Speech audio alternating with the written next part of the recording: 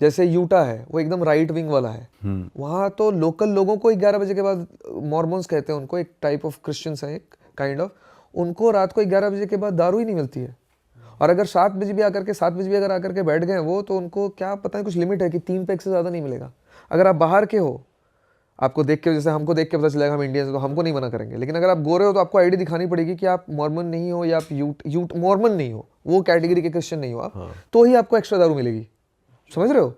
तो वहाँ ड्रग्स मिलना तो एकदम आउट ऑफ क्वेश्चन है। और इसका इम्पैक्ट क्या मिलता है, एकदम शहर क्लीन है, सॉल्ट लेक सिटी एकदम क्लीन है, कोई ड्रग एडिक्ट नहीं, कोई ज़ॉम्बीज़ नहीं, कोई ऐसा एरिया नहीं। लेकिन आप चले जाओ सिएटल, वॉशिंगटन स्टेट था जो मेरा, जब मैंने कनाडा कंप्लीट किया वैंकूवर के बाद मैं पहुंचा सिएटल वॉशिंगटन, उसके बाद पहुंचा मैं ओरेगन पोर्टलैंड, ये दोनों बड़ा लिबरल है, और उसके बाद अभी मैं कैलिफोर्निया में हूँ।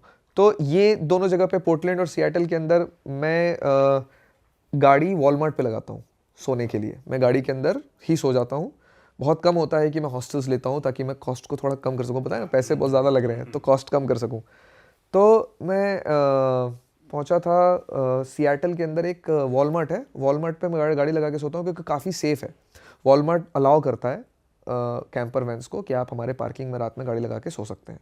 सब नहीं करते हैं, ज़्यादातर वॉलमार्ट करते हैं, और आपको ये इन्फॉर्मेशन इंटरनेट पे भी मिल जाएगी, कई सारे ऐप्स हैं जो इन्फॉर्मेशन देते हैं। तो इसी तरीके एक वॉलमार्ट पे मैं सो रहा था, तो शाम को 5 बजे 6 बजे पहुंचा और मैं वॉलमार्ट की तरफ जा रहा था, तो मुझे 5 मिनट पहले, 5 मिनट के अंदर 3 चीज़ें दिख गई वहाँ पे।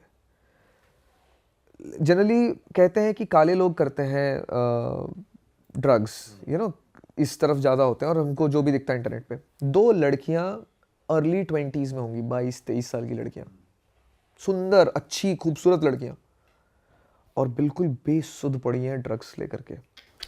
और मेरे साथ एक और बंदा था मैक्सिको का, वो मेरे साथ था, वो ड्रग्स पहचानता था, उसने कुछ, वो एक उसमें से एक बंदी थी, वो कुछ कर रही थी, तो उसने बोला ये मैथ है, जो कि सस्ता ड्रग होता है शायद। हाँ। सस्ता ड्रग अगर कोई कर रहा है ना, उससे आपको पता चलता है कि नेबरहुड कितना ज़्यादा खतरनाक है, जितना सस्ता ड्रग होगा उतना खतरनाक नेबरहुड है। तो हम उस दिन रात में वहाँ पे नहीं रुके थे ये देखने के बाद, ठीक है। ये हमें दिख गया, फिर उसके बाद हमें वॉलमार्ट के अंदर कोई सामान पिकअप करता हुआ दिख गया, उठाता हुआ दिख गया, और अगेन एक वाइट बंदी, ठीक है, तीनों ही एक्चुअली, तीनों केस में बंदी रिलेटेड थी। ये भी बंदी अंदर सामान उठाते हुए, शॉपलिफ्टिंग में भी बंदी दिख गई, और जब हम बाहर आए तो मेरी गाड़ी के बगल वाली गाड़ी में ट्रांजैक्शन चल रहा था प्रोस्टिट्यूशन का, अगेन बंदी इन्वॉल्व थी। एंड ये तीनों चीज़ें हमें पहले 5 मिनट में दिख गई सिएटल में, और काफ़ी लिबरल स्टेट है वॉशिंगटन। सो ये पूरा जो माहौल है ना, ये वेस्ट में, कनाडा यूएस के अंदर हर जगह पे है। हमारे यहाँ कनाडा में थोड़ा सा बेटर सिचुएशन है बस। भाई अभी कनाडा यूएस की बात चल ही रही है, तो वहाँ पे इंडियंस के अगेंस्ट बहुत ज़्यादा वीडियोस आ रही हैं। अभी दिवाली हुई थी तो गोरों के घर फूंक दिए लोगों ने, कुछ घरों में आग भी लग गई, और वैसे भी एंटी इंडिया बहुत ज़्यादा चल रहे हैं कैंपेन्स की, अपने कंट्री में वापस जाओ। तो इस पे आपको कुछ फेस करना पड़ा है being a traveller, Indian traveller? Actually कभी भी ना, मैं हो गया मुझे करीब 10 साल हो गए ट्रैवल करते हुए, कभी भी नहीं फेस करना पड़ा था मुझे, मैं सही बताऊँ तो, अनटिल रिसेंटली। ये जो मैं ट्रिप कर रहा हूँ इसमें मुझे यूएस में जब एंटर किया मैंने, तो मुझे 1-2 बार ऐसा लगा कि, एक बार तो कंफर्म ही था क्योंकि वो सामने वाले ने बोल दिया मुझे, ओह यू इंडियंस स्टिंक, ये बोल करके वो निकल गया मुझे, और बहुत फास्ट निकल गया वो, तो मैं जवाब भी नहीं दे पाया उसको। लेकिन ऐसा ना, इंडियंस के अगेंस्ट रेसिज्म जब भी हुआ है ना, वो थोड़ा सा, कभी कभी मैंने जो भी सुना था वो ऐसा सुना था कि यार तुम्हारे यहाँ करप्शन बहुत है, या तुम्हारे यहाँ लोग पढ़े लिखे नहीं हैं, तुम आज भी स्नेक चार्मर्स वाले उसमें हो, ये सब सुना था मैंने। एक आध बार मेरा इंटरेक्शन भी हुआ था, मैंने लास्ट टाइम आपको आइसलैंड वाला कहानी भी बताया था। लेकिन ये जो है ना hatred, that you guys are just go back, leave our country, नफरत जो एक हेटरेड आई है कि आप हमारे लिए अच्छे नहीं हो, ये बहुत रीसेंट है। और उसका कारण है जो हमारे ट्रैवलर्स बाहर जा रहे हैं ना, या स्टूडेंट्स बाहर जो गए हैं कोविड के बाद, एकदम से हर जगह पे हम लोग पहुँचे हैं बहुत ज़्यादा, तो हमारे अंदर सिविक सेंस तो नहीं है भाई, ये तो एक्सेप्ट करना ही पड़ेगा। ठीक है, नहीं है, हमारे बहुत प्रॉब्लम है इसका। पढ़ाए नहीं कभी स्कूल में सिविक्स के बारे में, सिविक सेंस के बारे में, तो क्या ही सीखेंगे बच्चे। तो वो बाहर के लोगों को साफ साफ दिख रहा है अब। हाँ। लोग जाते हैं बाहर क्लब्स में जाते हैं और दे स्टिंक, लाइक पूरा स्वेटी हो रखे हैं। मेरा पर्सनली एक्सपीरियंस है। मैं सामने वाला क्या कर रहा है इंडियंस के अगेंस्ट तो बात की बात है, पहले तो अपने गिरेबान में झांके ना। मैं सैन फ्रांसिस्को में था, इसी ट्रिप की बात कर रहा हूँ, अभी 1 महीने पहले की बात कर रहा हूँ, और बैट्स ऑफ बॉलीवुड का एक नाइट था किसी क्लब में। ऑनलाइन देखा मैंने, मैं बोला यार शाहरुख खान रिलेटेड मैं बहुत बड़ा फ़ैन हूँ, बॉलीवुड की म्यूज़िक बजेंगे, चलो चलते हैं। मैं वैसे क्लबिंग नहीं करता, लेकिन मैं बोला कि चलो चलते हैं। एक और दोस्त मिल गया था इंडियन, मुझे ऐसे ट्रैवल करते करते हॉस्टल में सैन फ्रांसिस्को पे, वो भी था साथ में। हम दोनों गए वहाँ पर, सिर्फ इंडियंस ही थे, मुझे लगा भी था कि सिर्फ इंडियंस होंगे। क्लब का कोई कोना ऐसा नहीं था जहाँ पर पसीने की बदबू नहीं थी। अच्छा भाई साहब सही बता दो। हाँ सही में।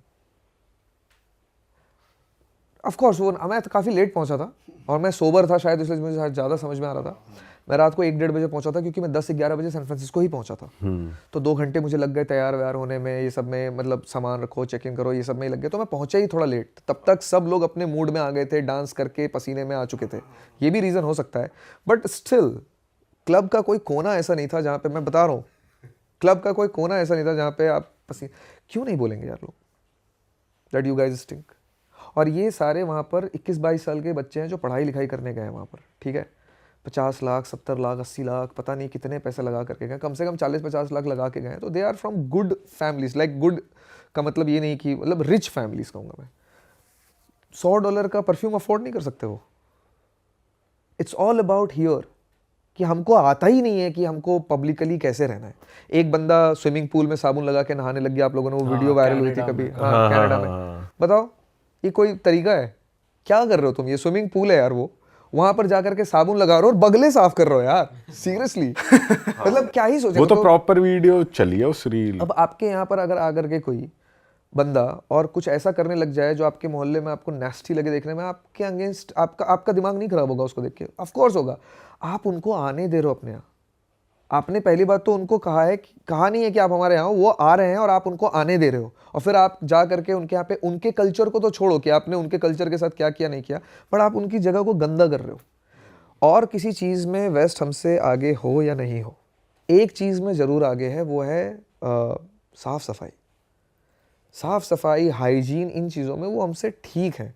अब मैं, कुछ लोग तो ख़राब हर जगह होते हैं, लेकिन हमारे यहाँ ज़्यादातर लोग ख़राब हैं और कुछ ही लोग हैं जो अच्छे हैं, जिनको साफ़ सफाई से मतलब है। तो इस वजह से काफ़ी हमारे अगेंस्ट जो है ना हेटरेड आया है, क्योंकि लोग जा रहे हैं कचरा फेंक रहे हैं। कल मैं आ रहा था उत्तराखंड से, यहाँ पर पंजाब की गाड़ी थी एक, मेरे सामने खिड़की खुली और 3-4 वो कैंस बॉटल के बियर के थे या पता नहीं किसके थे, धड़ाधड़ सामने आए।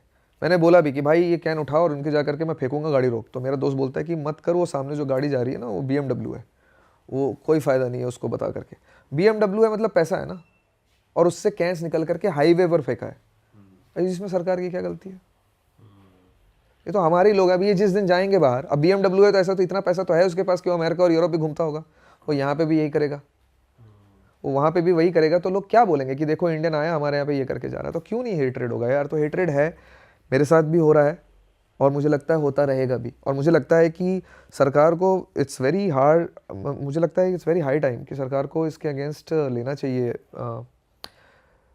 पता नहीं, मैं सॉल्यूशन पे बात कर दूं? हाँ भाई प्लीज करो ना। चाइना क्या के है ना, against भी था हाँ ना? चाइना, हाँ अभी भाई से डिस्कस भी कर रहा था मैं। चाइना जो है, चाइना आज से 10 साल पहले चाइनीज़ टूरिस्ट ऐसे ही बदनाम थे हर जगह पे, क्योंकि वो बहुत ज़्यादा नंबर ऑफ ट्रैवलर्स हैं चाइनीज़ जो बहुत ज़्यादा ट्रैवल करते हैं ग्रुप में, और बहुत ज़्यादा बदनाम थे अपने इन चीज़ों के लिए। अनहाइजीनिक और सिविक सेंस नहीं है, इन चीज़ों के लिए बहुत ज़्यादा बदनाम थे।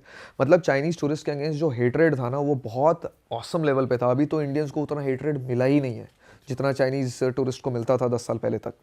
तो चाइना एक रूल लेकर के आया, एक पॉलिसी लेकर के आया कि जिस भी हमारे देश के लोग देश के अंदर या देश के बाहर जहाँ भी घूम रहे हैं और अगर कल्चर को किसी तरीके से हर्ट किया वहाँ के, या किसी भी तरीके का कुछ ऐसा काम किया जो वहाँ के लोगों को नहीं अच्छा लगा और रिपोर्ट आ गया, हमारी नज़र में पकड़ में आ गया, तो हम उनके ऊपर बैन लगाएंगे। सीवियरिटी ऑफ केस के हिसाब से 2 साल मिनिमम, 10 साल मैक्सिमम का ट्रैवल बैन लगेगा। ट्रैवल बैन मतलब वो आदमी देश के बाहर जा ही नहीं सकता, अब उसको किसी तरीके का वीज़ा ही नहीं मिलेगा, टिकट ही नहीं मिलेगा। और ये इन्फॉर्मेशन सिर्फ वो बैन ब्लैकलिस्ट जो होगा, ये इन्फॉर्मेशन सबको बांटी जाएगी, एयरलाइन को, टूरिस्ट कंपनी को, ट्रैवल कंपनीज को विद इन चाइना। ठीक है, सिर्फ इतना ही नहीं, उनके चेहरे होर्डिंग्स पर भी लगाए। अच्छा, और ठीक है, पब्लिक प्लेसेस पर उनके चेहरे लगाए कि ये बंदे को हमने बैन किया है इस कारण की वजह से। पूरा बड़ा बड़ा चेहरा लगाया उनका, पब्लिक शेमिंग भी करी उनकी। 10 साल बाद देख लो आज चाइनीज़ टूरिस्ट के अगेंस्ट आपको एक ऐसी चीज़ नहीं देखने को मिलेगी, क्योंकि सबको पता चल गया कि अगर हमने बाहर जाकर के कुछ किया, हमने एयरलाइन में कोई तमाशा खड़ा किया या हमने बाहर जाके कोई गंदगी फैलाई, बैन हो जाने तो हम चाइना के बाहर निकल ही नहीं पाएंगे और विद इन चाइना भी नहीं ट्रैवल कर पाएंगे। और 2 साल 10 साल तो बहुत लंबे टाइम का बैन है। एग्जैक्टली। अब हमारे जो कुछ वो टर्की वाला जो एक लड़का था, हाँ, क्या हुआ उसके साथ मुझे पता नहीं है आगे। टर्की ने तो अरेस्ट कर लिया था, बट इंडियन गवर्नमेंट ने कुछ किया कि नहीं किया मुझे पता नहीं है। लेकिन अगर उसको सपोजिटली 10 साल के लिए अभी इंडियन गवर्नमेंट बैन कर दे और एक पॉलिसी लेकर के आ जाए कि कोई भी अगर ऐसा कुछ करता हुआ पकड़ा गया बाहर, तो हम उसको 10 साल के लिए इंटरनेशनल ट्रैवल से बैन कर रहे हैं, कितने लोग आपको लगता है कि ये करने की हिम्मत रखेंगे इसके बाद? सही बात है भाई, गवर्नमेंट स्ट्रिक्ट हो गई फिर तो। और वो जो कर रहा था उसके बाद हमारी कितनी थू हुई, क्योंकि टर्की पुलिस ने जो अरेस्ट किया वो अरेस्ट करने से बहुत पहले इंडिया का नाम डैमेज हो चुका था भाई, कि इंडियन बंदे ने अपनी गाइड के साथ मिसबिहेव किया और वो भी बहुत ही वल्गर लेवल का। तो हम तो इंडिया वर्ड लग गया ना भाई उसके आगे।